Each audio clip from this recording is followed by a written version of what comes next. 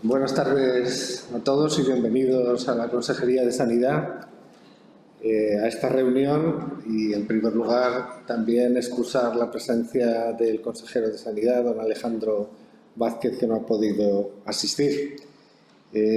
Hoy aquí, organizado por el IPSAL y con la colaboración de Novartis, va a tener lugar la jornada de nuevos retos en reumatología dentro del programa que desarrolla el IPSAL de 12 meses Cuidándote. Está a mi izquierda el director científico del IPSAL, el doctor Rogelio González Sarmiento, y a mi derecha doña Irene León Barón, directora de Inmunología de Novartis España. Yo le cedo la palabra al doctor Rogelio González. Muchas gracias, Javier. Bueno, en primer lugar, agradecer a la Consejería el que siempre nos proporcione, nos dé las máximas facilidades para hacer estas jornadas dentro de este salón de actos. Para nosotros es un privilegio poder contar con el apoyo total de la Consejería para este tipo de actividades.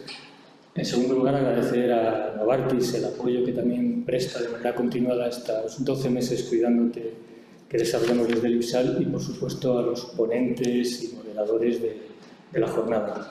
Quiero dar también la bienvenida a los más de 500 personas que se han inscrito para esta jornada, que aunque no están presentes aquí, nos van a ver a través de la web. Por lo tanto, bienvenidos a todos. Bueno, como sabéis, el IPSAL es un instituto acreditado por el Instituto de Salud Carlos III, que lo que intenta es potenciar la investigación clínica, en este caso centrada en el Hospital Universitario de Salamanca, pero la vocación del instituto es la de ir más allá del localismo y del provincialismo e intentar colaborar y cooperar con todos los profesionales sanitarios de Castilla y León. Y este tipo de jornadas que hacemos con el apoyo de Novartis y otras empresas, lo que intentamos es precisamente poner de manifiesto nuestra vocación de colaboración, de apoyo, porque tenemos que la investigación hoy día, si no se hace mediante colaboración de diferentes grupos, es una investigación que no tiene recorrido. El programa 12 meses Cuidándote, además, quiero recordaros que tiene tres patas. Tiene una pata más local, en el cual lo que hacemos es divulgar a nivel local, a nivel de Salamanca, pues para pacientes y para la población en general. Tiene una segunda estructura que es Cuidándote en el cole, que ayer clausuramos precisamente las actividades de 2021, en el cual lo que hacemos es en los colegios con los niños divulgar actividades relacionadas con la salud. Y la tercera estructura que desarrollamos en 12 meses es precisamente estas jornadas, que cada mes están dedicadas a una especialidad médica y a la que intentamos poner al día determinados aspectos que creo que son interesantes para todos. Y bueno, pues este mes es el mes de la reumatología, y insisto en que quiero agradecer a todos vosotros que estéis aquí presentes y que vais a ocupar este espacio en breves minutos, el que hayáis accedido a participar, y seguro además que vamos a aprender mucho de todo lo que nos vais a contar esta tarde. Y nada más, daros a todos la bienvenida, agradecer de nuevo a la Consejería y a Novartis el apoyo que tenemos continuo por parte de ellos, y esperar que sea muy fructífera esta jornada. Muchas gracias. Muchísimas gracias, doña Irene León. Muchas gracias. Pues desde el Grupo Novartis queremos agradecer a la Consejería y, lógicamente, también al IPSAL a que cuente con nosotros, que contéis con nosotros para este tipo de iniciativas y este proyecto en especial, ¿no? Un proyecto que, como nos indicaba, tiene una vocación formativa y divulgativa, y que está muy alineado con bueno, pues el camino que sigue Novartis, ¿no? Y especialmente desde la unidad de inmunología, donde pues nos comprometemos y tenemos un propósito de reimaginar la reumatología, y en concreto con las enfermedades reumáticas, ¿no? Enfermedades que tienen o muy alta prevalencia o más baja prevalencia, pero que sin duda por su cronicidad tienen un alto impacto en la vida de las personas, pues nosotros trabajamos cada día con ese propósito. Y me gustaría traducir algo más, que significa el propósito de reimaginar la reumatología para Novartis, y significa investigar, significa dedicar nuestro tiempo y nuestro esfuerzo en nuestro pipeline para trabajar en patologías pues muy poco prevalentes quizá, o como el lupus, o menos prevalente como el lupus, o como la artritis de células gigantes, o incluso las espondiloscopatías que conocéis bien, y también patologías más prevalentes como la osteoartritis, ¿no? Entonces, esto es un pilar fundamental de este propósito que tenemos en Novartis. Otro pilar para reimaginar la reumatología con vosotros, de vuestro lado, es nuestro departamento de soluciones innovadoras, desde el que trabajamos para sumar más allá de los productos que tenemos en Novartis y acompañaros en proyectos a lo largo del viaje del paciente, sobre todo en aquellas patologías que tienen un gran reto en la perspectiva de diagnóstico, como pueden ser, por ejemplo, las espondiloartropatías, a las que hoy dedicaréis, ¿no?, esta sesión. Y por último, pero no por ello menos importante, también nuestro compromiso con la comunidad autónoma, con Castilla y León, donde tenemos un equipo que hoy nos acompaña esta tarde, preparado y volcado para colaborar en las iniciativas investigadoras y formativas que tenéis en la comunidad, que no son para nada pocas. Así que, bueno, pues traducir estas palabras que suenan bien, pero que significan muchas cosas. Y por último, la verdad, un toque personal, como hija, nieta y bisnieta de castellanos del norte de Palencia, también reconocer, ¿no?, el esfuerzo que supone proporcionar un alto nivel de medicina, tanto de la perspectiva del diagnóstico como del tratamiento para los pacientes en una población más envejecida y muy dispersa como es la castellano-leonesa. Así que muchísimas gracias por permitirnos estar a vuestro lado en iniciativas como esta. Pues muchísimas gracias y, bueno, yo en primer lugar agradecer a todos los reumatólogos del sistema sanitario de SACIL el esfuerzo y el trabajo que todos los días dedican en las consultas. En todo el SACIL hay 35 reumatólogos y estamos de suerte porque este año uno de los residentes se ha fidelizado precisamente en Palencia. Yo creo que estamos hablando de un grupo de enfermedades que en la dirección general que yo dirijo se junta precisamente la asistencia sanitaria y la humanización. Realmente estamos hablando de un problema de salud. Las enfermedades reumáticas constituyen un problema con un alto y un elevado impacto social, un impacto sanitario, por su alta prevalencia, por la tendencia a la cronicidad, por la incapacidad y, por supuesto, por algo muy importante, la alteración de la calidad de vida, de la funcionalidad y también, por qué no decirlo, del consumo de recursos sanitarios y de una pérdida de la productividad laboral. Hay que reconocer que si echamos la vista atrás, pues realmente todas las guías y los programas son antiguos. El Ministerio, si mi memoria no falla, es desde 2013 la estrategia en enfermedades reumáticas. Hay comunidades autónomas que están desarrollando planes de actuación en enfermedades reumáticas y musculoesqueléticas y realmente programas multidisciplinares. ¿A qué nos enfrentamos? Pues nos enfrentamos, y en este caso vamos a hablar esta tarde de la artrosis psoriásica y de la espondilitis anquilosante, pues a enfermedades que el primer problema es el retraso en el diagnóstico.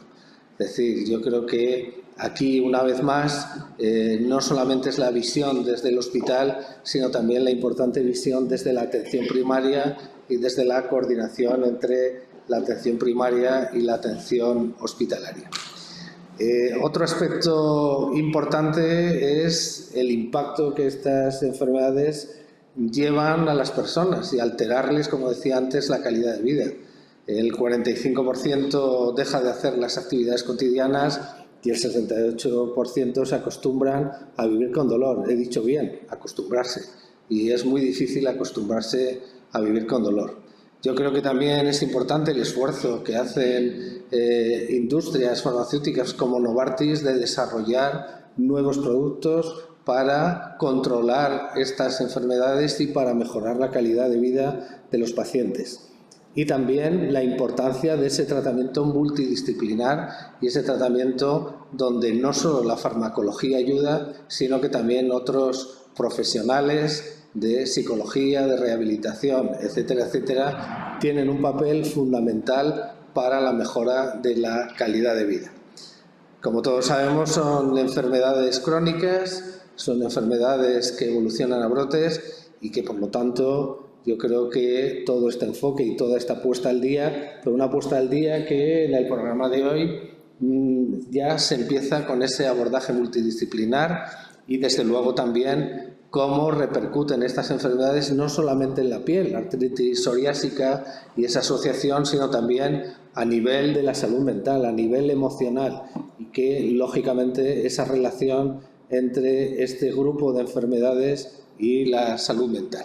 Y, desde luego, el pasar revista a esos nuevos consensos y, desde luego, a revisar la enfermedad de la espondilitis anquilosante desde la afectación no radiológica. Yo creo que en una jornada limitada en tiempo, pero de una enorme profundizar para poder avanzar en la innovación de todas estas enfermedades, en su precocidad en el diagnóstico, en su seguimiento y, desde luego, ese acceso a nuevas terapéuticas. Muchísimas gracias a todos los que están hoy aquí presentes y, desde luego, también a los que nos van a seguir a través de la grabación. Muchísimas gracias, bienvenidos a todos y, como siempre digo, esta es la Consejería de Sanidad y es la casa, por supuesto, de todos los profesionales y de todos los pacientes. Muchísimas gracias y empezamos la jornada. Gracias.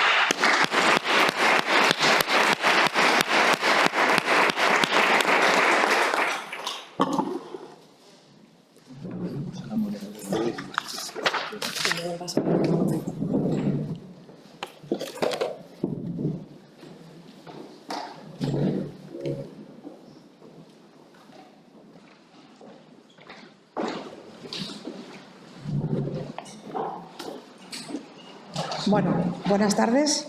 Muchas gracias a todos. Después vamos a dar paso a las ponencias, como ha dicho. Quería dar las gracias, desde luego, a Novartis y a Consejería y a IPSAL esta oportunidad que nos da para hablar de un tema tan importante como son las enfermedades reumáticas y esperemos que siempre cuenten con nosotros porque estamos encantados de estar aquí.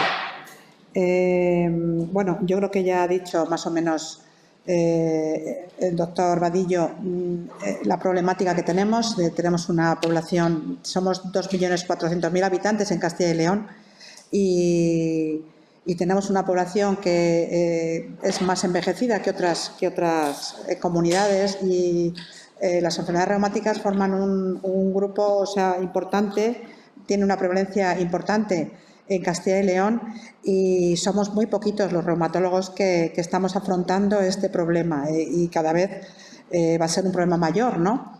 Entonces, bueno, pues todos los esfuerzos son pocos y estamos encantados de estar aquí. Entonces, bueno, recordar también que la artritis, las espondiloartritis es un grupo de enfermedades, es un grupo de artritis inflamatorias que nos ocupan un porcentaje alto de las consultas de los reumatólogos y para que os hagáis una idea, aproximadamente tenemos alrededor de 15.000 pacientes con artritis psoriásica en Castilla y León y alrededor de 6.000 pacientes con espondilitis anquilosante, que son las dos enfermedades que vamos a hablar hoy, solamente de la espondilitis anquilosante y la artritis psoriásica, que son de las más frecuentes dentro del grupo de las espondiloartritis. Entonces, vamos a empezar a hablar. El doctor Julio Medina Luezas del Hospital Clínico de Valladolid va a empezar a hablar de la importancia del abordaje multidisciplinar en la artritis psoriásica. Susana Gómez Castro del Hospital de Salamanca va a hablar de la afectación de la salud mental en la artritis psoriásica. Ruth López González, doctora en reumatóloga que trabaja en Zamora, nos va a hablar de las recomendaciones terapéuticas en la espondiloartritis anquilosante. Y, por último, la doctora Ana Isabel Turrión, que también trabaja en el Hospital de Salamanca, nos va a hablar de esa ventana de oportunidad y de la revisión del espectro de la enfermedad desde la afectación no radiográfica. Son excelentes ponentes porque tienen amplia experiencia asistencial e investigadora. Así que, sin más, voy a dar paso al doctor Julio Medina para que nos hable del primer tema. Gracias.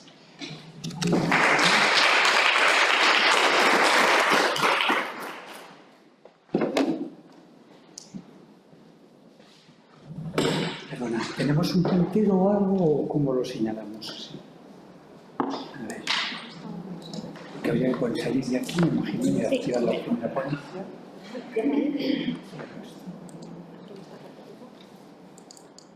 La mía será esta. Perfecto.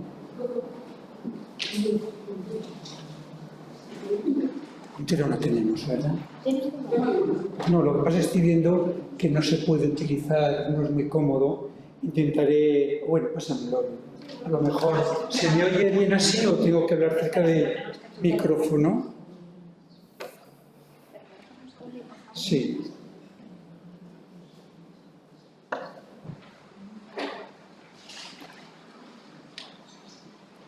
Sí. ¿Funciona bien? O sea, te sientes pasado y estás el puntero.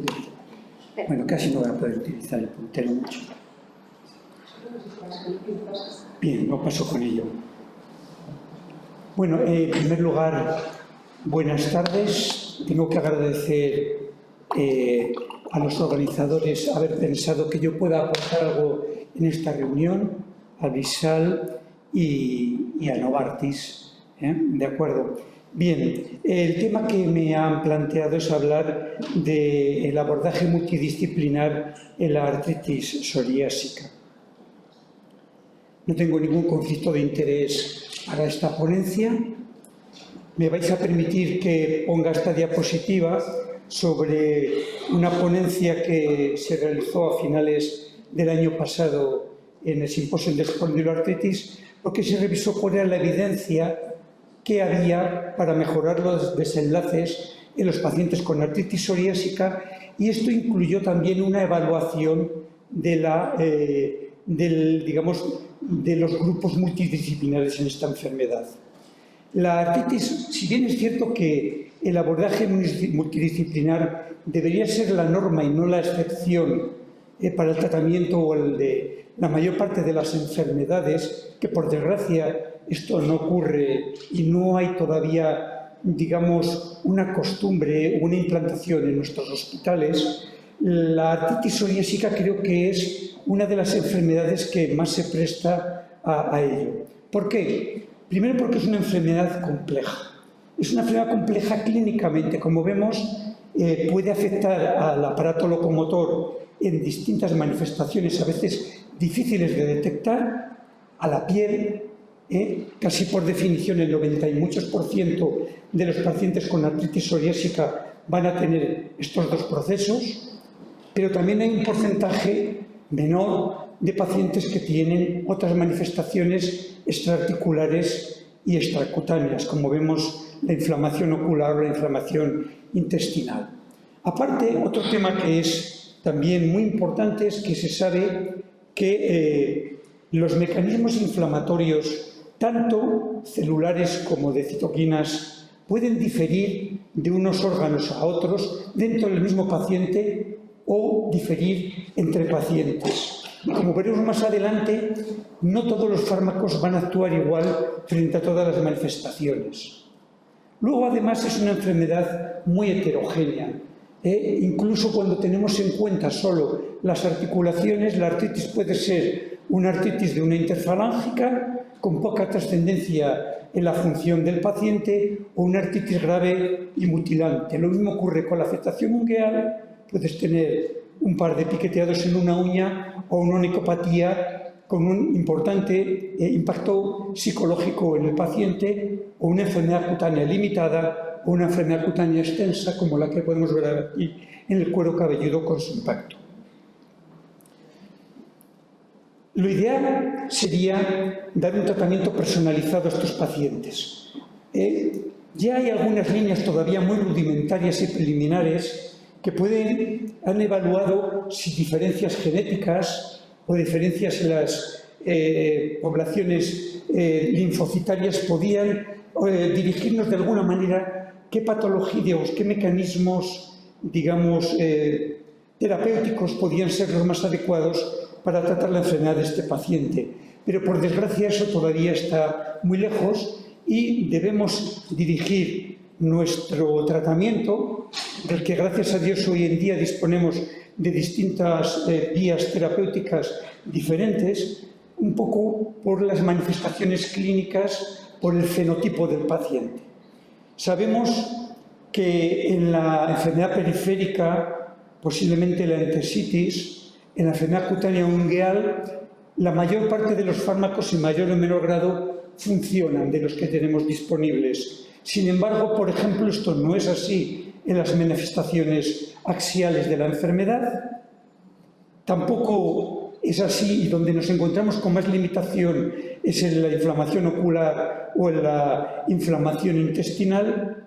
Y cuando se han hecho estudios comparativos entre las distintas posibilidades terapéuticas que tenemos, vemos que en general no hay grandes diferencias entre fármacos en las manifestaciones musculoesqueléticas, sobre todo cuando los comparamos un poco con la base de los tratamientos biológicos con los que empezamos a tratar esta enfermedad, que fueron los fármacos contra el factor de necrosis tumoral, pero en cambio hay importantes diferencias, sobre todo en la eficacia de la enfermedad cutánea. Como comenté, no todos los fármacos son iguales en todos los pacientes y en todas las manifestaciones. Otro de los aspectos que nos debería, digamos, dirigirnos o dar una importancia predominante al abordaje multidisciplinar es la comorbilidad de la enfermedad psoriásica. Aquí tenemos en los dos primeros puntos la morbilidad cardiovascular, que es elevada y por encima de la población general, pero también otros aspectos que se han comentado antes el doctor Vadillo, los aspectos psicológicos de la enfermedad, un porcentaje de depresión superior al de la población general. Y esta comorbilidad va a tener un impacto también en los desenlaces de la enfermedad psoriásica. Como vemos, se ha visto que cuanto más comorbilidad hay una peor evaluación de la enfermedad por parte del paciente, más dolor, más fatiga, más discapacidad laboral y peor calidad de vida. Este aspecto también, aunque nosotros podamos manejar algunos de los aspectos de la comorbilidad y debemos estar familiarizados sobre todo con la cardiovascular, vamos a tener que echar mano de otros compañeros, como pueden ser los endocrinólogos para el tratamiento de la obesidad grave, los psicólogos o psiquiatras para la enfermedad mental, los médicos generales que están acostumbrados al manejo de la comorbilidad, sobre todo cardiovascular. Bien, ya hace muchos años, bueno, hace unos cuantos años, 7 años, hubo un grupo multidisciplinar que incluía pacientes, un grupo europeo, del cual en este estudio he sacado estas dos frases. El impacto de la enfermedad se extiende más allá de la piel y de las articulaciones y puede afectar la calidad de vida en distintos aspectos, como hemos visto. Esto dice que si nosotros queremos adoptar un enfoque centrado en el paciente, el manejo multidisciplinar es una necesidad. Bien, en un grupo también español hace unos cuantos años se buscaron cuáles eran las necesidades de la enfermedad psoriásica y cuáles debían ser los estándares de calidad digamos, en este caso concreto, del abordaje multidisciplinar. Se centraba mucho por cuestiones obvias en que, digamos, el primer paso de un abordaje multidisciplinar debería estar centrado en las unidades de dermatología, reumatología, que es la patología que van a tener la inmensa mayoría de los pacientes. Y que este abordaje multidisciplinar y esta colaboración no debería centrarse exclusivamente en el aspecto asistencial, sino que debería incluir aspectos formativos y aspectos relacionados con la investigación. Hay distintos modelos de actividad multidisciplinar entre dermatología y reumatología.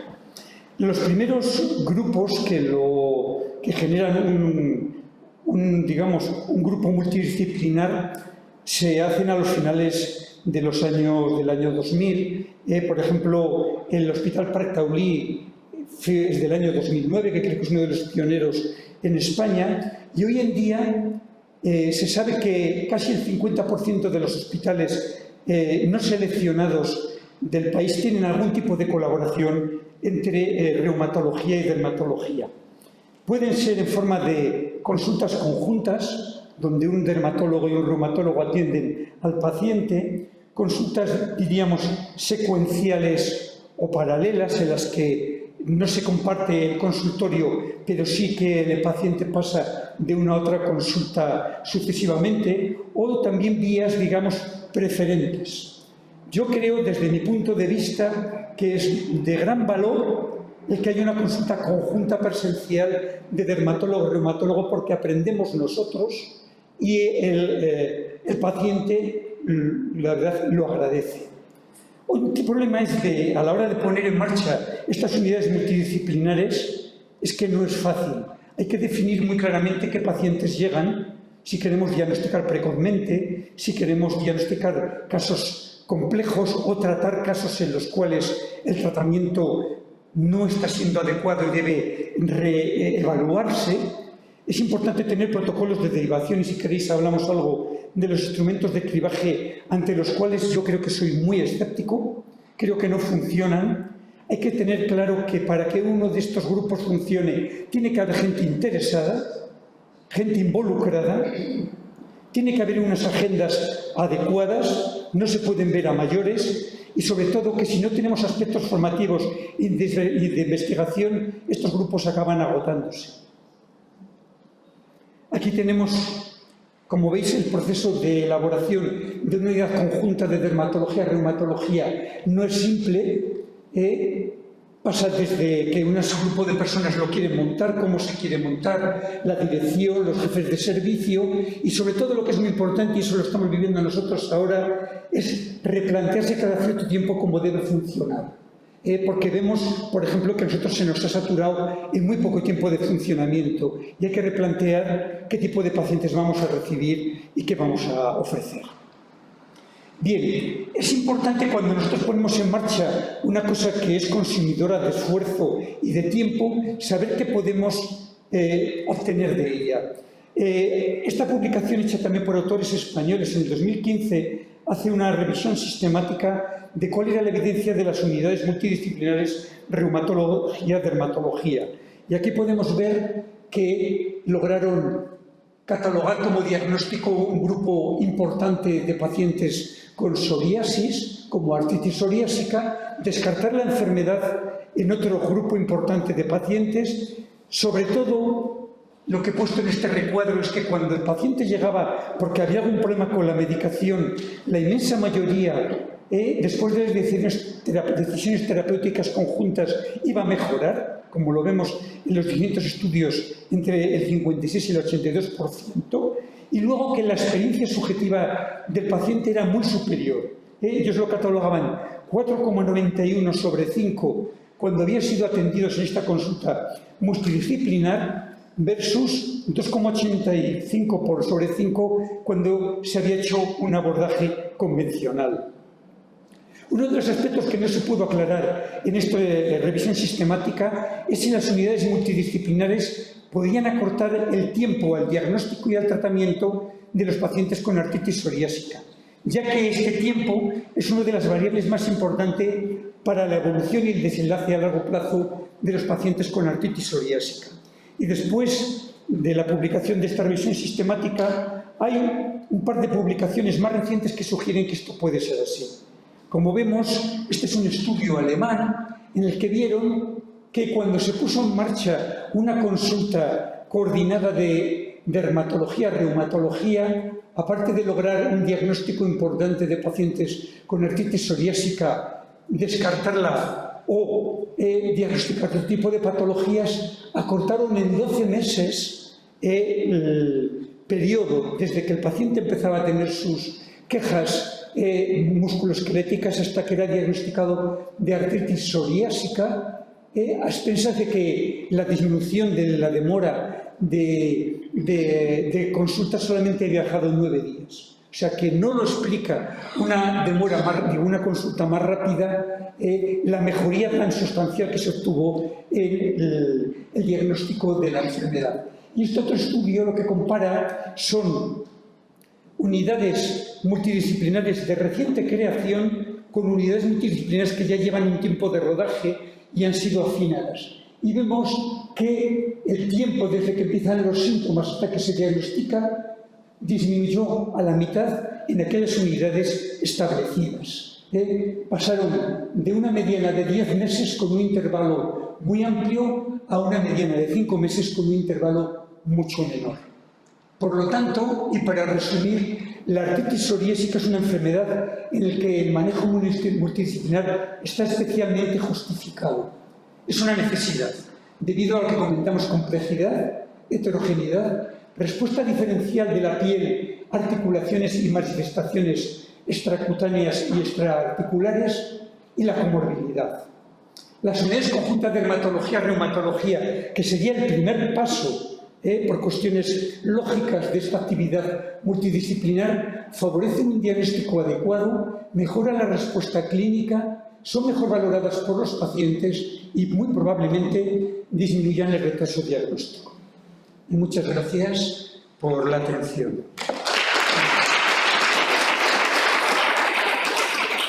Preguntas las haríamos ahora, después. Al final. Vale. Pues gracias. Al final.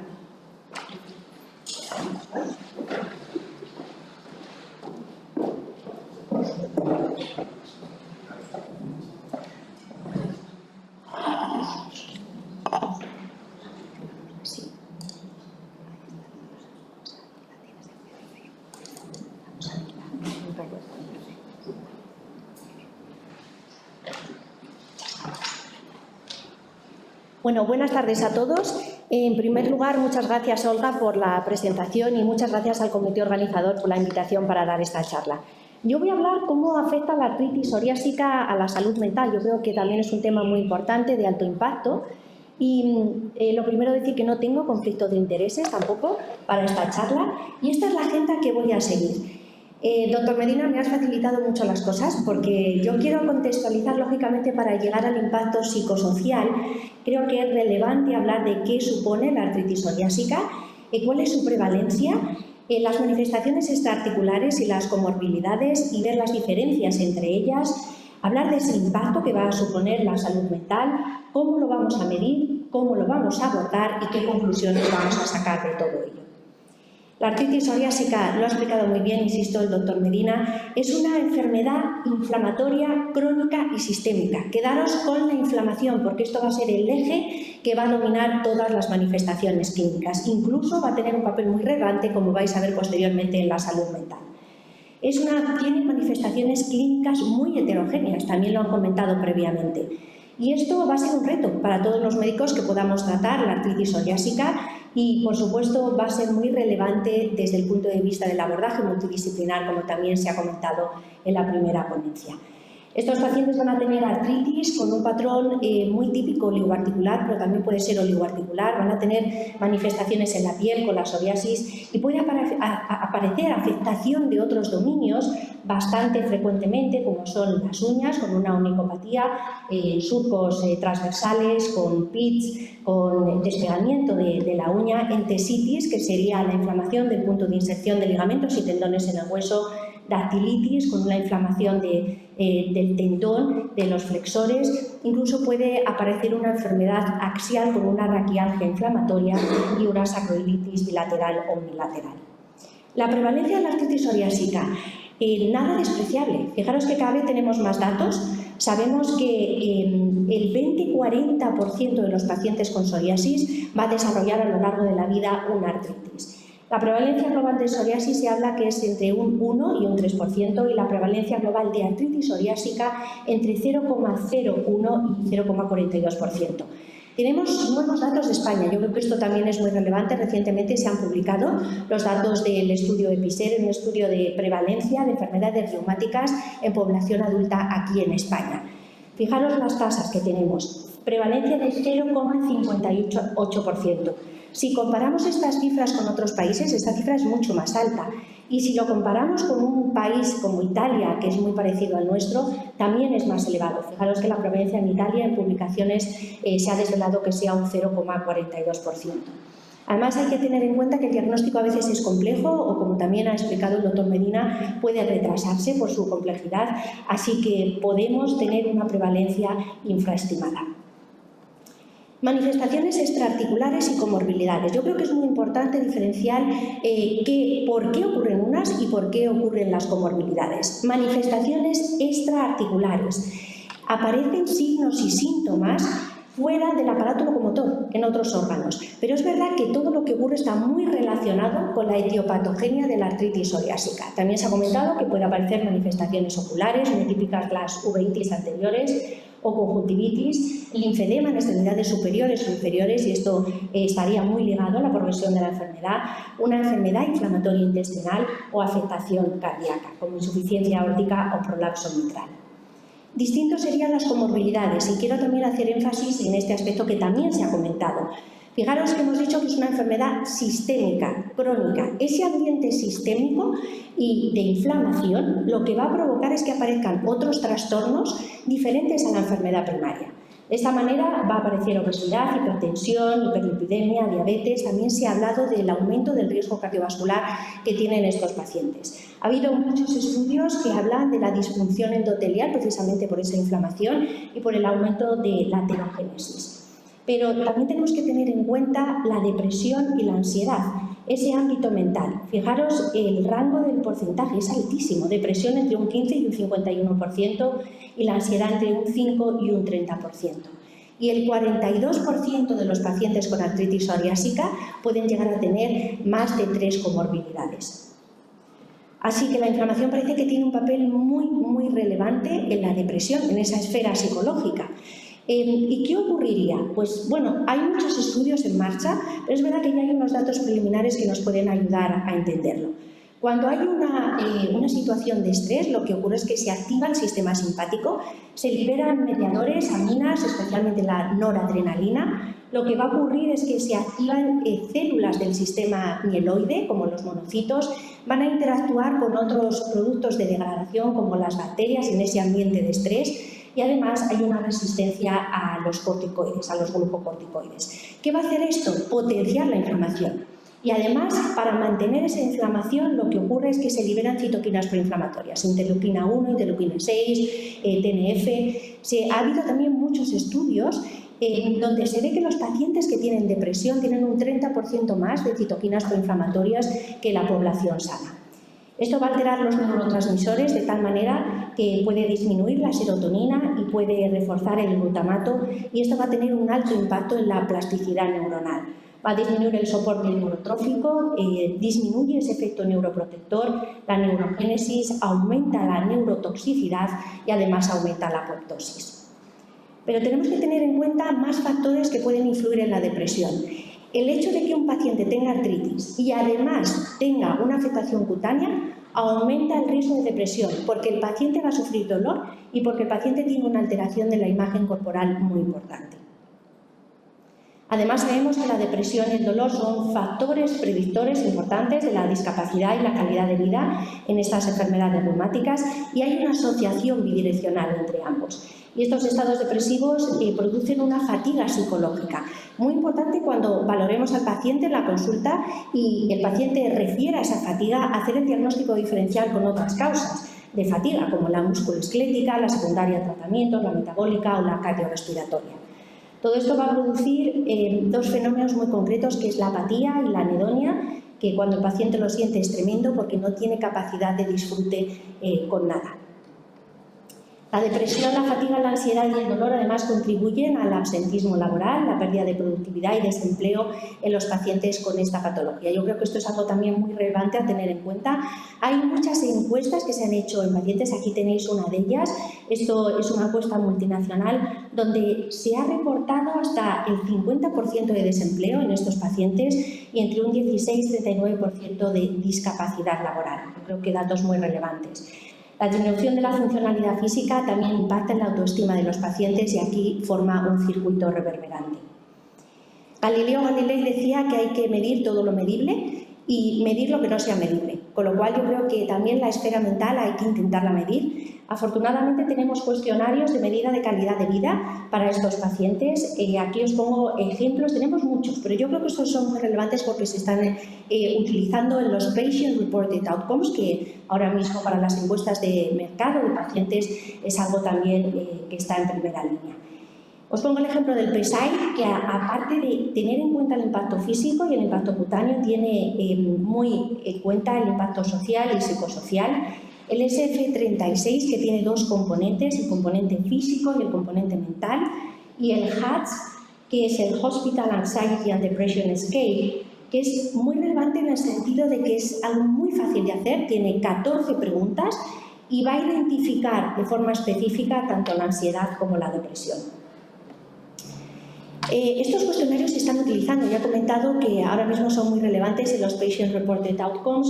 Aquí tenéis un ejemplo de cómo se ha utilizado el PSI. Esto es una encuesta de pacientes donde el objetivo era evaluar el impacto de la artritis psoriásica en los diferentes dominios de salud según la perspectiva de los pacientes. Se incluyeron 1.286 pacientes con artritis psoriásica en 8 países diferentes y fijaros que aproximadamente el 69% de los pacientes con APS reportaron un impacto alto o moderado en su bienestar emocional como consecuencia de esta enfermedad. El 44% tenía afectadas sus relaciones con amigos y familiares y el 56% las relaciones personales e íntimas. ¿Y cómo vamos a abordar la artritis psoriásica en la salud mental? Yo creo que es algo que siempre tenemos que tener presente en las consultas y cuando tenemos el paciente enfrente nuestro, pero hay una cosa también muy importante. Primero hay que plantearnos si la enfermedad ahora mismo está activa. Habrá que ajustar medicación, habrá que valorar la adherencia y tendremos que tratar el dolor. Y de esta manera también vamos a cuidar esa esfera de la salud. Afortunadamente tenemos muchísimo arsenal terapéutico. Disponemos de antiinflamatorios no esteroideos, de corticoides, de FAMES convencionales, metotrexato, leflunomida, sulfasalazina, FAMES biológicos con distintas dianas terapéuticas y pequeñas moléculas. En todos los casos, y esto lo tenemos que tener siempre muy presente, tenemos que evaluar y tratar la comorbilidad psicológica. Ya hemos hablado de depresión, ansiedad, estrés. Esto va a llevar a una afectación del sueño muy frecuentemente, también habrá que evaluarlo y, por supuesto, siempre promover los hábitos saludables como el ejercicio y la dieta. ¿Cuándo vamos a derivar a un psicólogo o un psiquiatra? Bueno, aquí viene el abordaje multidisciplinar que también ha comentado el doctor Medina. Bien podemos derivarlo, en alguna ocasión podemos hablar directamente, incluso pasar una consulta conjunta. Esto yo creo que en este momento es más complicado, pero sin duda el planteamiento de la derivación siempre hay que tenerlo presente. Hay que tener en cuenta varias esferas, la cognitiva, fisiológica y conductual. Algo que podemos hacer muy fácilmente en la consulta es una serie de preguntas. Ver el estado de ánimo del paciente, ver cómo se encuentra, si está triste, valorar sus sentimientos de infravaloración o la dificultad para tomar decisiones. En cuanto a la esfera fisiológica, tendremos que investigar si el paciente tiene opresión en el pecho, pérdida de apetito, somnolencia, si está botargado. Esto en una conversación normal lo vamos a poder observar. Y la esfera conductual, con una reducción de la actividad, el abandono del interés o del placer en casi todas las actividades que podía hacer el paciente o el llanto espontáneo que pueda tener en la consulta. Y una vez se alcancen los objetivos clínicos iniciales, siempre hay que promover la actividad física.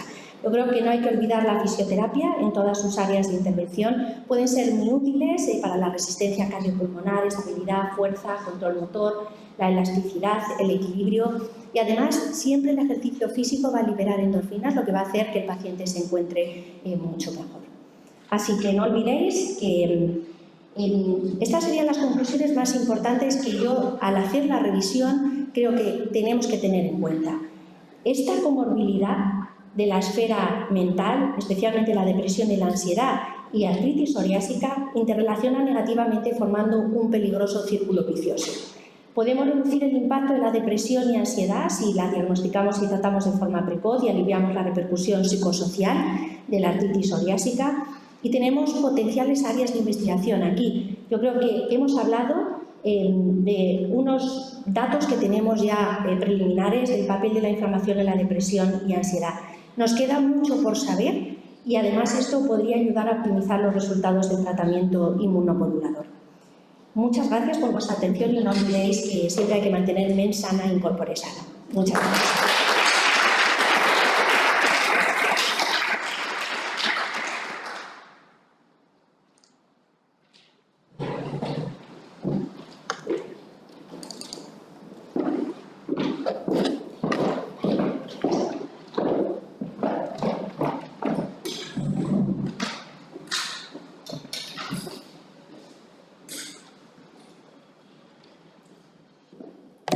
Buenas tardes a todos. Lo primero, ha hecho un gustazo tener compañeros como los que tenemos, que lo ponéis muy difícil, pero da gusto oíros hablar y que lo hacéis fenomenal. Agradecer, por supuesto, a Lipsal, a Novartis, la confianza y tener de moderadora Olga, que es un gustazo. Bueno, pues bienvenidos a todos y gracias.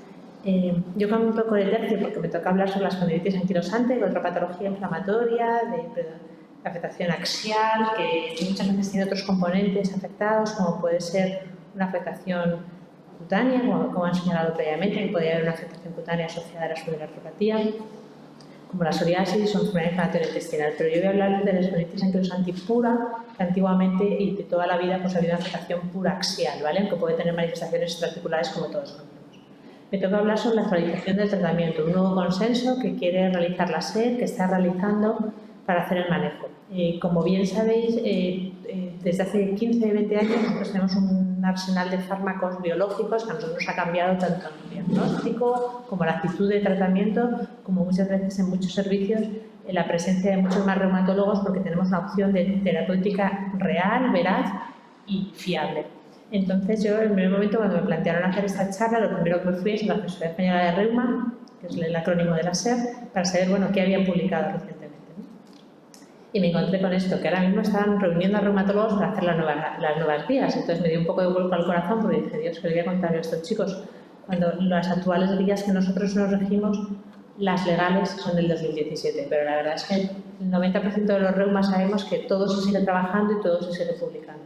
A fecha de hoy, los fármacos disponibles que tenemos para la espondiloartropatía son todos estos. La verdad es que ves la diapo y te impacta un poco, ¿no? Porque da gusto saber que hay mucho fármaco disponible, que hay muchos laboratorios trabajando. Esta es una revisión realizada con todos los fármacos. Bueno, tenemos el grupo de TNFs, tenemos el grupo de IL-27 y tenemos el grupo de JAKs. Todos estos han presentado datos fiables, han pasado los filtros y a fecha de hoy podrían ser dispensados en cualquier hospital de España, excepto que bueno, sabemos que todos en nuestras farmacias hospitalarias no están todos disponibles, pero la realidad es que todos estos están aprobados y disponibles para la espondiloartropatía anquilosante. Por tanto, todos los oyentes de estas charlas podrán presentar en sus consultas a algún paciente tratado con este tipo de fármacos.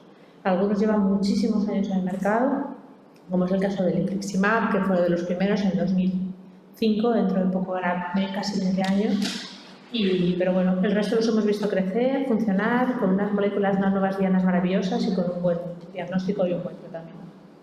A mayores tenemos también la espondiloartropatía axial no radiográfica, que también la he querido incluir en este grupo porque hay menos fármacos, pero como bien han contado mis compañeros, lo que intentamos ahora es hacer un diagnóstico precoz, hacer una unidad adecuada y hacer un tratamiento adecuado.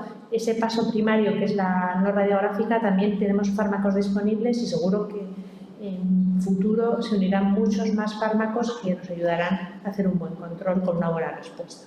Y siempre es tranquilizador, por lo menos para nosotros los reumas, tener opciones de tratamiento. Sabemos que estos fármacos que están disponibles tienen una supervivencia muy, muy alta. Este estudio nos encantó a todos porque, bueno, yo creo que es mucho de lo que hemos vivido en las consultas, pero ya plasmado y realizado con la evidencia científica, ¿no?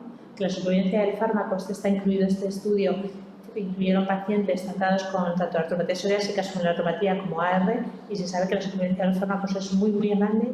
Por supuesto que hay muchos factores asociados, como bien hablaba en la primera hora, nosotros estamos muy condicionados, muchos de nuestros pacientes, por la dispersión geográfica, por el momento del diagnóstico, las diferentes comorbilidades, pero estos fármacos se saben que son seguros y se saben que tienen una larga y gran supervivencia. También tenemos, aparte del manejo, nosotros hacemos el proyecto de optimización, intentamos ser eficaces, eficientes y tener contentos a nuestros jefes y a la farmacia hospitalaria, que también cada vez son más jefes nuestros. Entonces, bueno, sabiendo que una buena optimización con un buen tratamiento funciona muy bien, que mucho depende y nosotros decidimos la optimización por esa funcionalidad y esa calidad de vida del paciente. Por tanto, todo lo que han hablado mis compañeros previos, hacer un buen diagnóstico, hacer una buena optimización y hacer un buen tratamiento sobre el paciente es muy, muy importante, porque tenemos que tratamos pacientes, no patologías, y eso es algo muy, muy importante, la individualización y tener tiempo, si es posible, para escucharles sus comorbilidades, sus condiciones y su día a día, que al fin y al cabo es lo que a todos nos condiciona, ¿no? Y sí que es cierto que se puede optimizar, de hecho el 53% de los pacientes se consigue optimizar, por tanto esto no es algo... Merece la pena hacer un buen diagnóstico, hacer un tratamiento precoz con un biológico, porque a la larga se va a poder optimizar y se va a poder hacer un buen tratamiento. Entonces, esto realmente es de lo que no quería mi presentación que fuera, es el nuevo consenso de la SED.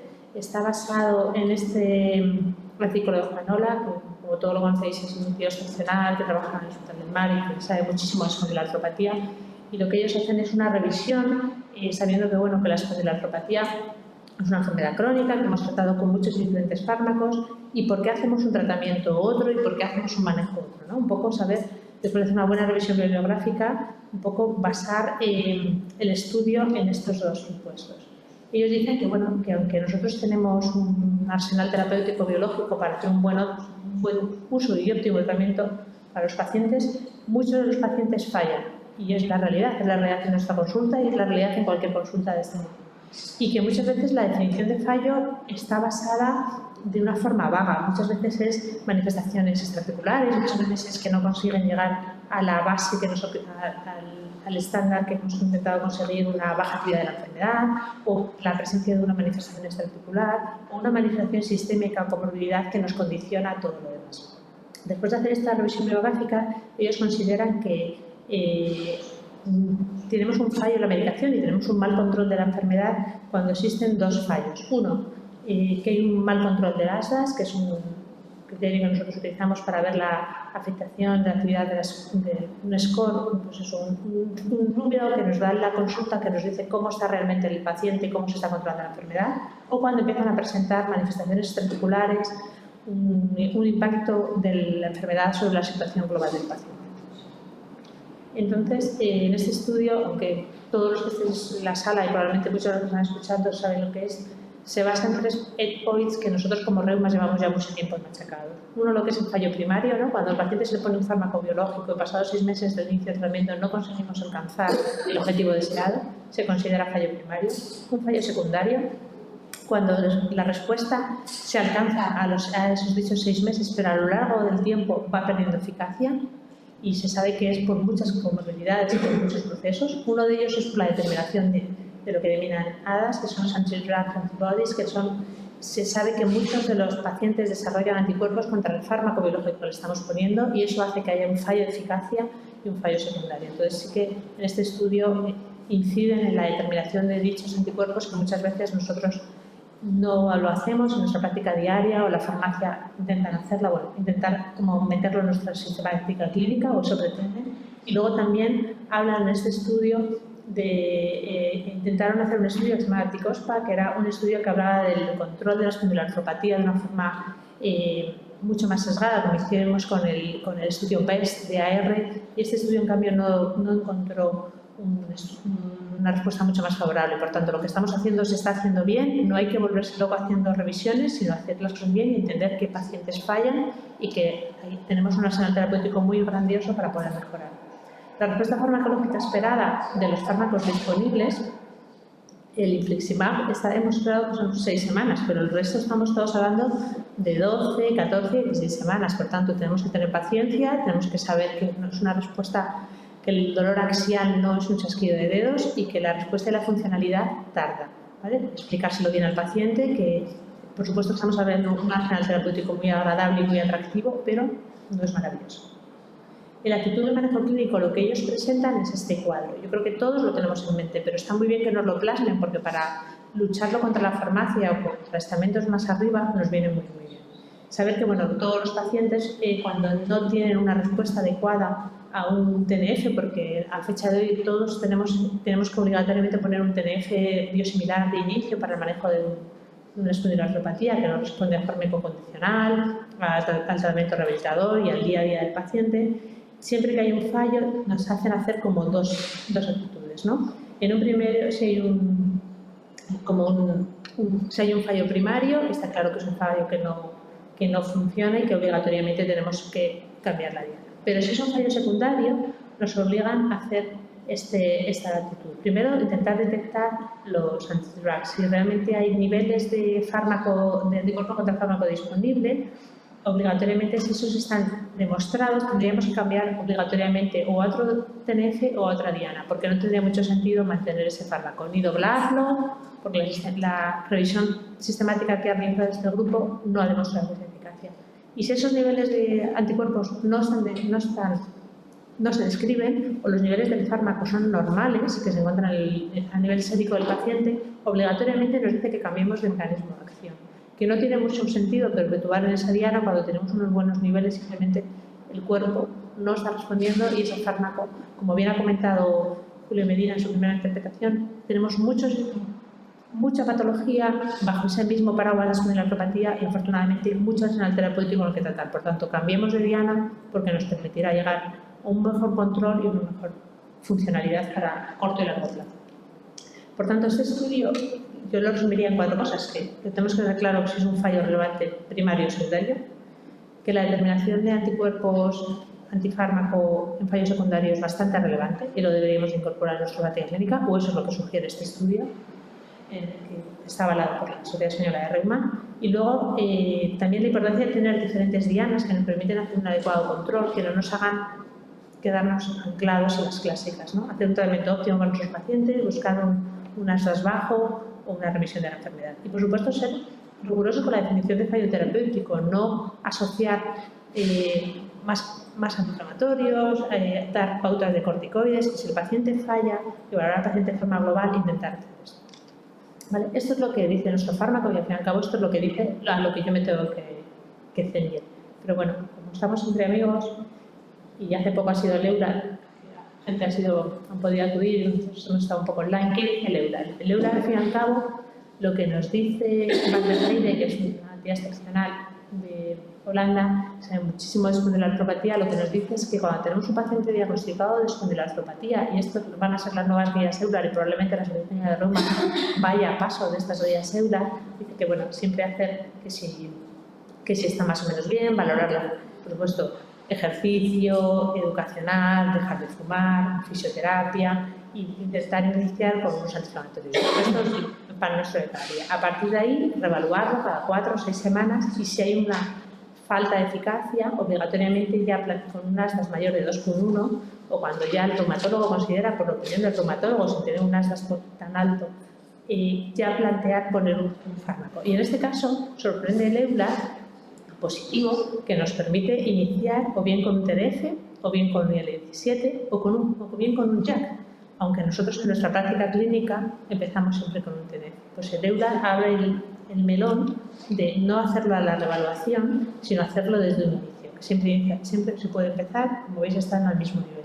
Por tanto, yo creo que probablemente la Sociedad Española de Reuma nos plantea la opción anterior cuando hay un fallo, pero el EULAR nos dice, incluso de inicio, también habla aquí de hablar de pues, si hay valorar si hay anticuerpos monoclonales, que la referencia del paciente, presencias de comorbilidades asociadas, pero bueno, que no solo nos vamos a parar en el proceso del cambio, ¿no? Sino que tenemos la suerte de disponer de muchos fármacos y que eso nos va a llegar y nos va a permitir hacer un mejor control a nuestros pacientes a corto y largo plazo.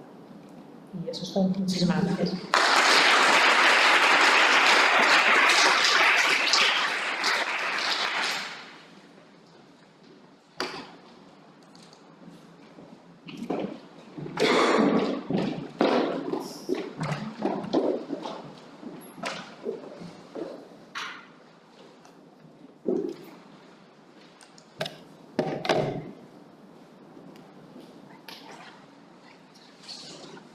Bueno, muchas gracias a todos, muchas gracias a IPSAL por tenernos en cuenta para ayudar a cuidar a nuestros pacientes y a la Consejería de Sanidad que nos hayan invitado y que nos hayan permitido tener la oportunidad de acercar la reumatología a todos. Sois muchos los que estáis online también, y muchas gracias a Olga y a los compañeros que habéis dado unas charlas fenomenales. Espero que la mía esté un poquito a la altura. Bueno, me toca hablar de nuevos retos, la ventana de oportunidad en la espondilitis anquilosante y la revisión del espectro de la enfermedad desde la afectación no radiográfica. Yo primero decir que no soy radiólogo, ¿vale?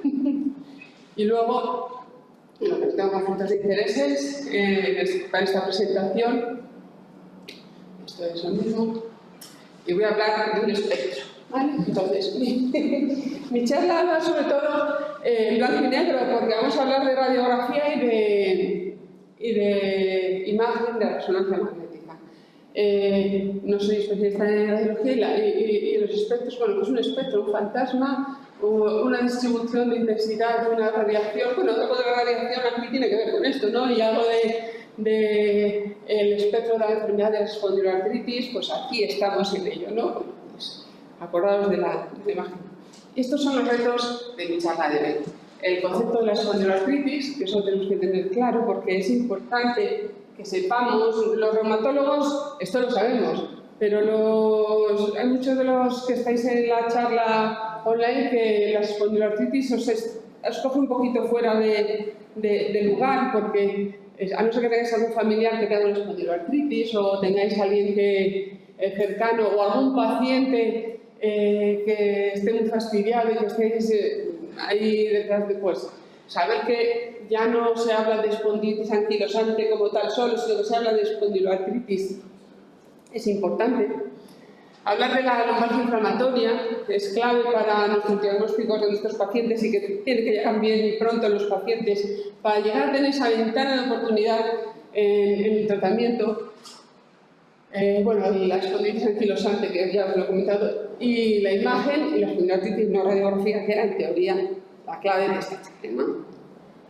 Bueno, la espondiloartritis, pues son, como ya todos más o menos conocéis de la formación de la carrera, son enfermedades que tienen como característica en común que inflaman las articulaciones sacroiliacas. Es el inicio normal de lo que tienen en común todo el grupo de enfermedades que ya muy bien nos han comentado con anterioridad los otros ponentes, el doctor Medina y la doctora Luz y la doctora Gómez. Bueno, pues como común tienen esto. Su etiopatogenia, el origen es una inflamación en la sentesis. Es otra de las manifestaciones que van a tener nuestros pacientes, la inflamación en la sentesis, ese dolor en los talones, esa sintomatología, esa lumbalgia inflamatoria donde comienza el problema doloroso, que es el síntoma por el que va a acudir el paciente a la consulta. Esa entesitis, esa inflamación de la entesis lleva a una inflamación articular que se produce una artritis, que es lo que habitualmente va a nuestras consultas. También es otra de las manifestaciones y que tienen en común este grupo de enfermedades que son espondiloartritis. En común también tenemos la HLA-27 positivo, que tiene ese determinante genético que lo relaciona, que puede tener unas manifestaciones oculares que no dejan de ser formas de entesitis, de inflamación de la sentesis, la inserción, los vasos le llegan al iris a través de la inserción de los músculos oculomotores en la esclera y puede llevar a esa inflamación de sentesis en el ojo y esa uveitis anterior. Es una de las manifestaciones que pueden tener nuestros pacientes que tienen las espondiloartritis.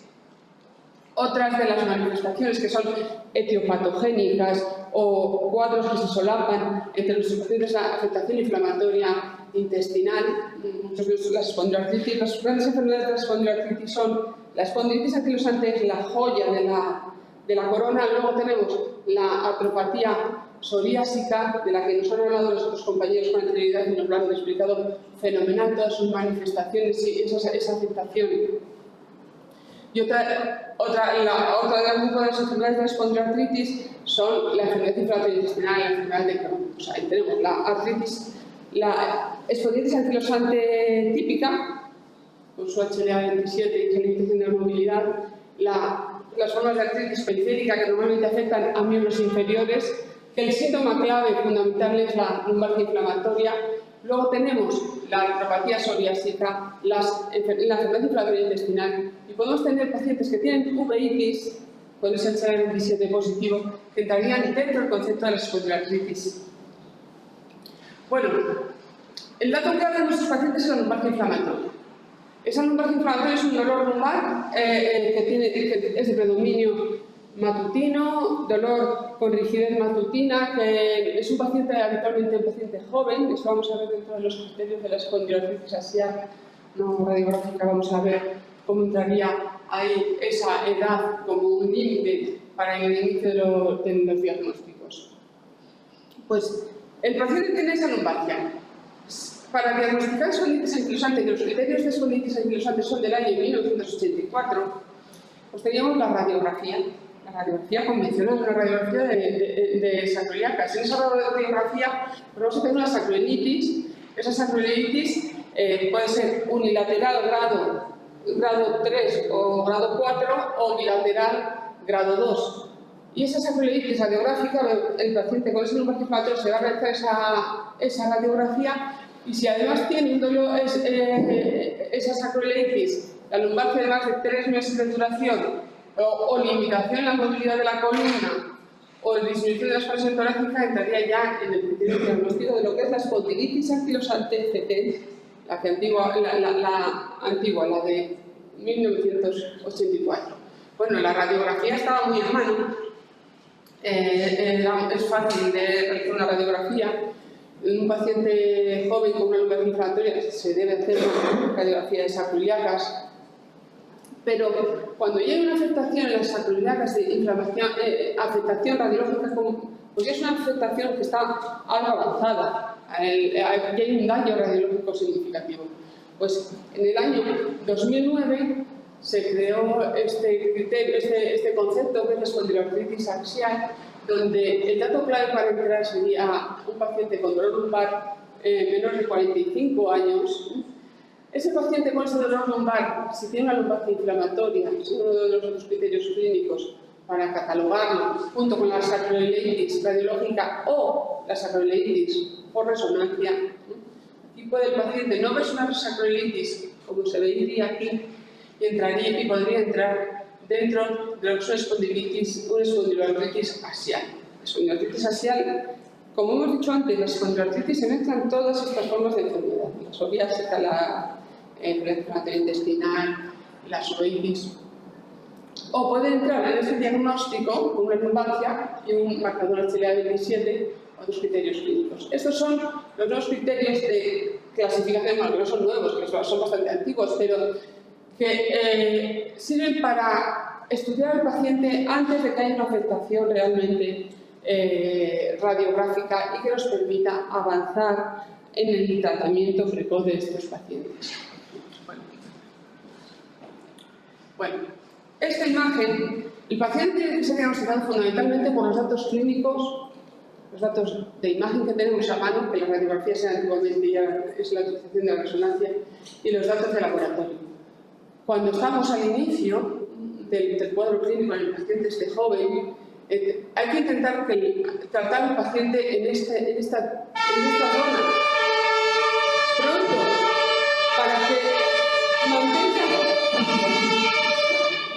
para que mantenga una actividad física y que evitar que evolucione en el tiempo hacia esa limitación tan llamativa, esa discapacidad, que es la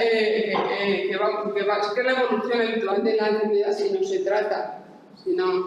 El dolor lumbar a lo largo del tiempo, la afectación inflamatoria va a producir esos internocitos y esa afectación. Aquí tenemos lo que son los grados de actividad, los grados de afectación en la radiografía simple, y aquí lo que se ve, las alteraciones que sirven para el diagnóstico de la resonancia magnética nuclear de lo que es una afectación inflamatoria, el edema, según el número de cuadrantes, la erosión en la resonancia de sacroiliacas. Las espondiloartritis afectan sobre todo inicialmente a las articulaciones sacroiliacas, pero también puede afectar a toda la columna. Espondiloartritis. Espóndilo es vértebra, artritis, inflamación. Para el diagnóstico ya que la primera afectación habitualmente es a nivel fundamentalmente de articulación sacroiliaca, para el diagnóstico sirve el encontrar estos hallazgos en la resonancia magnética nuclear de sacroiliacas. Unos van a servir para el diagnóstico y otros van a servir más de cronicidad. Esto ya lo he pasado. Bueno, este árbol de diagnóstico en la espondiloartritis lo he sacado de la guía de la Sociedad Española de Reumatología, del Expoguía, que lo podéis encontrar fácilmente en Google. Y tenemos que saber que los pacientes que vemos en las consultas, la afectación por lumbalgia es muy frecuente, en general es muy frecuente en toda la población. De hecho, es la causa de incapacidad más prevalente en toda la población. La lumbalgia es una causa de baja laboral pues bastante llamativa. Si tiene un dolor lumbar inflamatorio, según la afectación con radiografía sacroiliaca, lo que se está desarrollando en este árbol de diagnóstico es entrar a ese compendio que es el diagnóstico que hemos visto aquí inicialmente de espondiloartritis axiales nuevo, en 2009. No hace falta a todos los pacientes que tienen una lumbalgia inflamatoria realizarle una resonancia magnética nuclear con una radiografía sacroiliaca. Si tiene alguno de estos otros datos que entrarían en el compendio de lo que son las espondiloartritis, ya estaría muy probablemente con el diagnóstico de una espondiloartritis axial. La HLA-27 es otro de los datos analíticos que nos va a servir y un porcentaje muy bajito. Vamos a necesitar hacer resonancia magnética nuclear. Pero ese porcentaje normalmente va a ser el reumatólogo el que lo va a hacer, pero tenemos que darnos cuenta que no es la espondilitis anquilosante antigua, sino que ahí estamos intentando ver pacientes antes, para poner tratamiento antes, para que mejoren antes y tengan una movilidad mayor y el daño estructural sea menor. Bueno, estos son los hallazgos que tienen las distintas técnicas de adquisición de imágenes de la resonancia. Las lesiones grasas ya suelen ser lesiones cicatriciales, el edema son cuadros, el edema es inflamación y la erosión también es inflamación. Maximovic es uno de los grandes popes, casi todas las publicaciones está este señor hablándonos de las afectaciones no radiográficas en las espondiloartritis. Bueno, que hay que saber que las lesiones grasas crónicas, las sacroiliacas y no las lesiones agudas se correlacionan con la afectación estructural a nivel de la columna vertebral. Bueno, los pacientes que están en el tratamiento, como muy bien nos ha dicho con anterioridad Ruth, pues van a ayudar, en los tratamientos van a ayudar a que haya menos afectación evolutiva radiográfica o en la resonancia haya menor afectación, o sea que tarde más en esa evolución del paciente que veíamos ahí que a lo largo del tiempo se iba encorvando, iba limitándose cada vez, teniendo más discapacidad. Pues esto en los tratamientos, como bien nos ha dicho Ruth, van a servir para evitarlos. Entonces, un paciente que empieza con 45 años, que lleve desde los 45 años o antes de los 45 años, que era el criterio principal de inicio de lumbalgia, durante toda su vida con dolor, discapacidad, con limitación de la movilidad, pues es como si tenemos fármacos que nos pueden ayudar. ¿Por qué no vamos a poder intentar poner tratamientos eficaces que permitan esa mejor movilidad y esa menor discapacidad en el tiempo? Hay factores predictores de respuesta que son la edad, el sexo, el peso, el tiempo de evolución, la actividad inflamatoria, los índices, como también nos han hablado con anterioridad. Y hay muchos estudios en los que apoyan la utilización de estos fármacos biológicos en nuestros pacientes. Bueno, de estos tratamientos ya han hablado con anterioridad y yo hablo de la ventana. Ya voy a finalizar, me ha tocado hablar de espectros y ventanas, pues ya vamos. Bueno, pues la ventana de oportunidad tenemos que tenerla aquí presente en nuestros pacientes con lumbalgias inflamatorias, en nuestros pacientes con espondiloartritis, ya sea espondilitis anquilosante o espondilitis axial no radiográfica, y los pacientes con artropatía psoriásica, para ayudarnos a poner un tratamiento, a realizar una medicina de precisión, tenemos que saber identificar nuestros individuos con espondilitis axial no radiográfica y eso la clínica, la lumbalgia inflamatoria, los datos añadidos de esas espondiloartritis nos van a hacer que intentemos tratar pronto a nuestros pacientes para evitar esa discapacidad y evitar que la evolución natural de la enfermedad siga su cauce, porque nosotros tenemos una oportunidad que tenemos que saber manejar y los reumatólogos somos los que aquí tenemos nuestra mayor ventaja.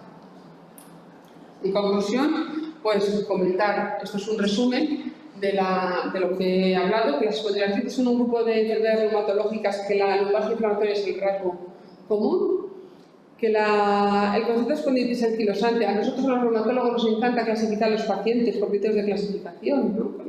Nos clasificamos a nuestros pacientes según lo que... Bueno, pues los podemos catalogar también como no radiográficas. La imagen de las espondiloartritis, no solo la radiografía, que la resonancia es muy importante, sobre todo para catalogar e iniciar los tratamientos precoces en nuestros pacientes. Y nada más, muchas gracias por todo.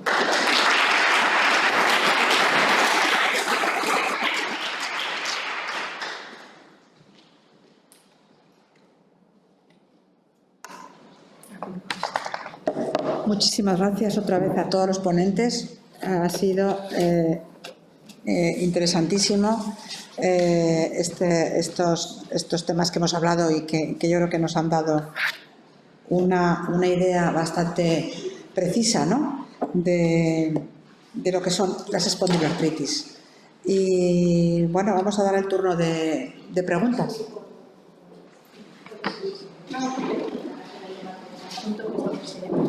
¿Tenéis alguna pregunta? Que a mí sí que me surgen muchas.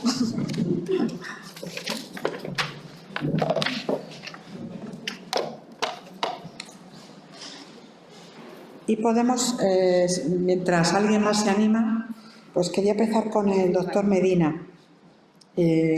Preguntarle si en nuestras consultas y dado el número de reumatólogos que tenemos en Castilla y León actualmente, podemos implantar estas consultas multidisciplinares. Si te parece que es muy complicado o qué posibilidades tenemos.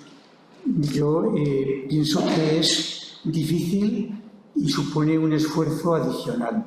Mi idea es que tenía que estar impuesto. Realmente la actividad multidisciplinar debería ser la forma normal de enfrentarse hoy en día a la medicina. ¿Qué ocurre? Que nosotros tenemos en general una escasa cultura de trabajo en grupo que no es fomentada tampoco por las autoridades sanitarias, que en reumatología se está implantando cada vez más. Hoy día nadie pensaría que no hubiese comités de tumores, en el cual participan pues, distintas personas interesadas en el tratamiento del tumor. Pero desgraciadamente hay barreras muy importantes. Hoy día establecer una unidad de este tipo supone que haya gente con intereses personales en estas enfermedades dispuestas a gastar más tiempo del que ya se dedica a la asistencia sanitaria, sabiendo que va a suponer la llegada de más enfermos que va a ser muy difícil de canalizar y que desde luego nuestra situación, lo que me preguntabas, en Castilla y León no es la óptima. Hablaba del Partaulí, que es de los primeros que hicieron este tipo de unidades en Sabadell. Tiene aproximadamente una dotación de reumatólogos por población que nos duplica. Realmente nuestra situación no es la dotación óptima. Pero creo que esos esfuerzos hay que hacerlos, porque si esperamos a que las haga desde arriba por nosotros, probablemente eso nunca ocurrirá. Pero creo que son satisfactorias, aprendemos mucho unos de otros.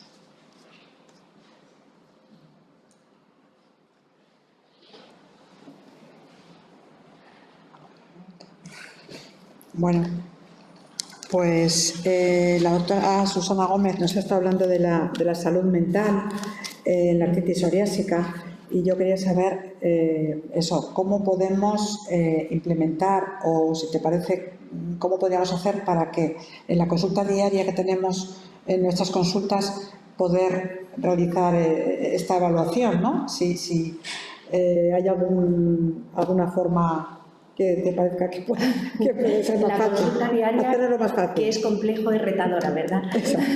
Bueno, vuelvo a parafrasear a Galileo Galilei, que hay que medir todo lo que no sea medible, o por lo menos intentarlo. Yo creo que hay una cosa muy sencilla y ha quedado patente también en mi charla que podemos hacer. La conversación, cuando hacemos la anamnesis con el paciente, cuando tenemos esa conversación, podemos sacar muchas conclusiones, hablando de las distintas esferas de salud mental y viendo un poco la actitud que tiene el paciente, si tiene tendencia al llanto, si está diciendo que ha perdido interés por las cosas, pero hay que medirlo. Entonces, lo ideal sería que nuestro sistema informático tuviéramos incorporado los cuestionarios. Yo he puesto ejemplos de cuestionarios como el PSAIT o el SFI36 que pueden llegar a ser un poco más complejos para la práctica clínica diaria y quizás se empleen más en los estudios. Pero hay otros más sencillos como el HAC, que yo creo que lo estamos utilizando, o el HAD específico de ansiedad y depresión, el cual también he hecho mención. Si esto consiguiéramos incorporarlo dentro del sistema informático, sería mucho más sencillo. Otra forma también de plantearlo es en los que dispongan de enfermería, de consulta de enfermería, en las consultas rutinarias, que puedan tener una pequeña conversación con la enfermera, previamente le haga el cuestionario y pase a la consulta ya con el cuestionario. Yo creo que esto sería de gran utilidad. Es un reto. Muchas gracias. ¿Puedo hacer una pequeña intervención? Yo, Sí. Personalmente, lo que sí que creo que era de bastante utilidad para mí es el SAI-12, no porque sea un instrumento muy bueno para medir los problemas de depresión o de ansiedad, pero creo que te da mucha información, como es autoadministrado, sobre aspectos como el estado de ánimo y aspectos laborales, etcétera, que yo creo que te permite luego, si crees que es necesario, indagar en el tema, que te dan una visión muy superficial pero dimensional de lo que le está pasando al paciente en ese momento: insomnio, retracción en las actividades sociales, tristeza, etcétera. ¿Y lo utilizáis vosotros, ese cuestionario? Yo lo hago por sistema, sí, porque creo que normalmente como reumatólogo el que utilizo es el DAPSA normalmente, pero creo que como eso lo entrego cada vez para que el paciente me lo traiga de casa, lo evalúo sobre el momento. Yo creo que te da una visión, por lo menos, muy inmediata y detectar algunas cosas. Desde luego no es fino, pero te permite ver muchos problemas que no valorarías exclusivamente en una valoración musculoesquelética o cutánea.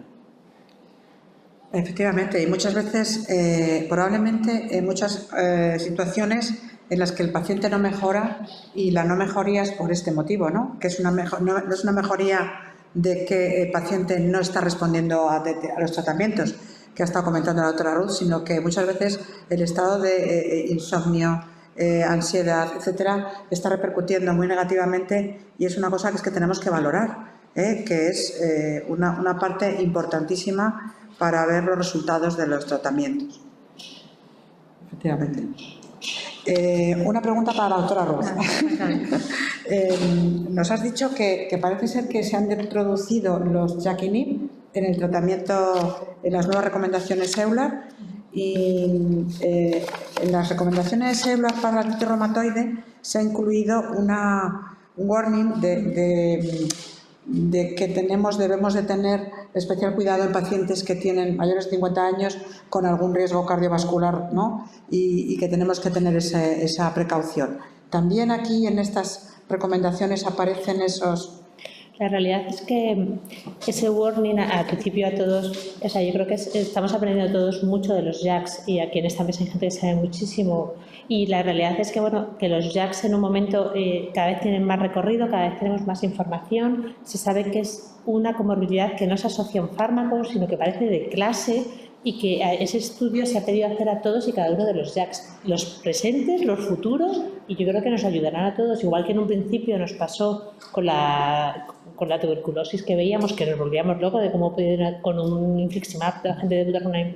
Yo creo que vamos a saber mucho más. En este tipo de pacientes tenemos la suerte o la desgracia de que vienen muy jóvenes, quiero decir que un diagnóstico se hace a los 20, 30, 40 años, por tanto, muchos sí que son fumadores, o algunos tienen otra comorbilidad cardiovascular, pero muchos los van adquiriendo a lo largo del tiempo y se sabe que las comorbilidades en espondiloartropatía sí que está el tabaco, pero no tienden a ser pacientes obesos, no tienden a ser pacientes hipertensos, excepto los que son derivados de una toma exagerada de AINE, o sea, no tienen un riesgo cardiovascular tan gordo como los de base que en nuestra cabeza están como la R y la psoriásica, ¿no? Que son pacientes con una carga cardiovascular brutal. Pero sí, a todos y cada uno de los, vamos, es un proceso de clase, o sea, que da igual el diagnóstico que justifique su prescripción. Efectivamente, estas recomendaciones son de espondilitis anquilosante, no estamos hablando de las recomendaciones de la artritis psoriásica. Pero que este proceso están vinculados el fármaco exactamente igual, o sea, por un concepto de clase, pero yo creo que la indicación del fármaco, como se hace en pacientes mucho más jóvenes, no vamos a tener ese problema, ¿no? Que tenemos en el reumatoide. Llegará más tarde. De todas maneras, afortunadamente nos están haciendo el trabajo los diferentes laboratorios que nos van a dar mucha más información y ese trabajo nos va a permitir implementarlo en estos proyectos. La realidad es que estos pacientes a fecha de hoy, nosotros, como que vuestros hospitales igual, estamos vendidos a nivel de TNF, o sea, solo podemos poner TNF, entonces lo podemos poner en segunda, tercera línea y L17 y fenomenal, porque hace 4 o 5 años estábamos jugando con los TNFs, te cambio este por este, te cambio este por este. O sea que... El cambio es un cambio. Antes, en la guía anterior, había un predominio, o sea, se recomendaba predominantemente TNF y ahora ya están al mismo nivel. Yo creo que también es cierto que lo que se ha publicado por diferentes laboratorios de el control axial, el control extraarticular, es que claro, es que ahora mismo tenemos un montón de información seria, veraz y que hace que, aparte de todo lo rodado a nosotros a nivel de nuestra práctica clínica diaria, que sabes que tú puedes prescribir cualquier fármaco que no sea TNF como los ojos muy, muy cerrados, cosa que antiguamente estaban colocados mucho más lejos, ¿no? Y cada vez vamos adelantando pasos adecuadamente para el paciente, claro. Tenemos más datos. Sí. Muy bien. Y para la doctora Turrión, una pregunta. ¿Crees que los pacientes con espondilitis tienen esta ventana de oportunidad en Castilla y León? O sea, ¿nos llegan a tiempo? ¿Los derivamos bien? ¿Los derivan? ¿Qué crees? ¿Que seguimos con esa...? Antes, hace unos años, se decía que para diagnosticar una espondilitis tardábamos alrededor de 6-8 años de media. ¿Hemos reducido esa diferencia? Muchas gracias por la pregunta. No tengo datos, no tenemos ningún estudio dentro de Castilla y León sobre cómo se está haciendo ahora y cómo se hacía hace 6 años o 8 años. Creo que ahí tenemos una oportunidad de mejora importantísima y la tenemos todos los reumatólogos. Tenemos que acercar el conocimiento de lo que son las lumbalgias inflamatorias y lo que son las espondiloartritis y saber que los médicos de atención primaria y todos los compañeros que tengan a un paciente que tenga esa lumbalgia inflamatoria nos lo manden pronto. Y tenemos esa oportunidad de informar y colaborar con nuestros compañeros para que se deriven bien y se nos deriven a nosotros. No estén entretenidos mientras tanto viéndolo el traumatólogo porque ha tenido esa lumbalgia que parece que es una ciática, pero después no es una ciática, el rehabilitador, entre que le ponen con el tratamiento. Creo que es importantísimo coger al paciente en conjunto e intentar valorar si tiene una espondiloartritis y saber tener ese ojo clínico para poderlo derivar pronto, y es la función que tiene que hacer fundamentalmente el médico de atención primaria. Creo que si ayudamos y colaboramos entre todos podemos mejorar bastante. Es una oportunidad la que tenemos delante de nosotros y que no a todos hay que hacer resonancia magnética, es lo que tenemos que tener claro, que es que ya hay datos clínicos que nos van a ayudar muchísimo para llegar al diagnóstico, y aunque no tengamos una radiografía que sea de sacroilitis como tal, es mucho el clínico, es mucho más interesante la labor de clínico y saber poner el tratamiento en el momento adecuado que la labor de la técnica que que tengamos acceso o no a esa resonancia. Creo que eso es lo más importante. Somos médicos, fundamentalmente somos médicos. Muy bien.